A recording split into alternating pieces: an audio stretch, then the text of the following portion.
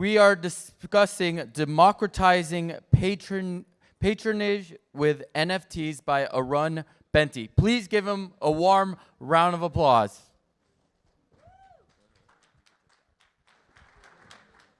Thank you, everyone. Thank you. Yes. All right. Oh, man. All right.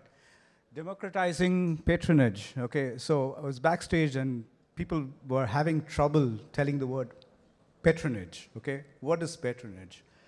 Patronage is as a noun, it means, when someone supports a cause, an artist, you're supporting something that you like. It has a very positive connotation when you talk about patronage. But most often, patronage turns to patronizing, which is not a very good term. It is when someone with a sense of authority tells you, hey, I've got the money, and I think I know what is good, all right? So that's the idea of patronage and patronizing, right?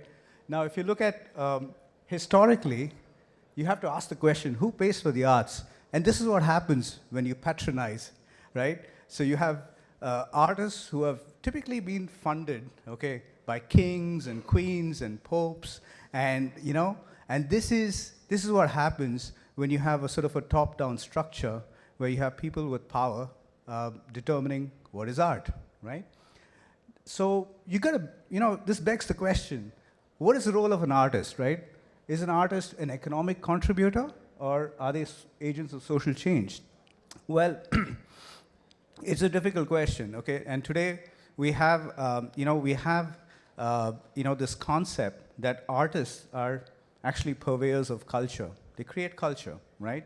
And this happens when you have economic capital, which is money. I mean, how many artists have had this situation where someone asks you, so what do you do? And they say, I'm an artist, I'm a musician. And they say, that's great, but what do you do, right? What do you do for a living? How do you put money on the table, right? It's a difficult question. So the economic part of it is an important aspect. And then, of course, the second is the social capital, right? Which is the networks, the connections, and the relationships that we all cherish.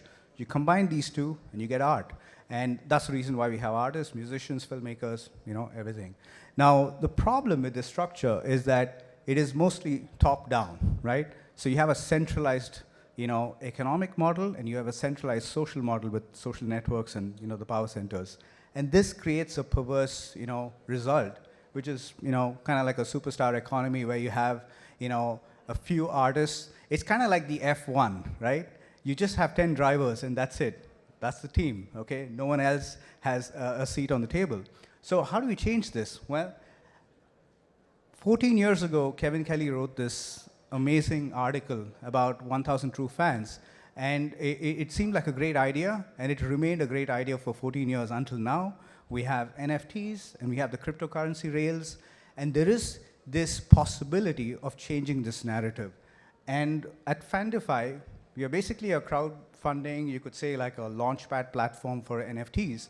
And what we are seeing is, we're seeing the grassroots revival of how fans or supporters of artists can help artists actually earn a living and live, have a decent living and still pursue their passion, right? So we're seeing some examples of that.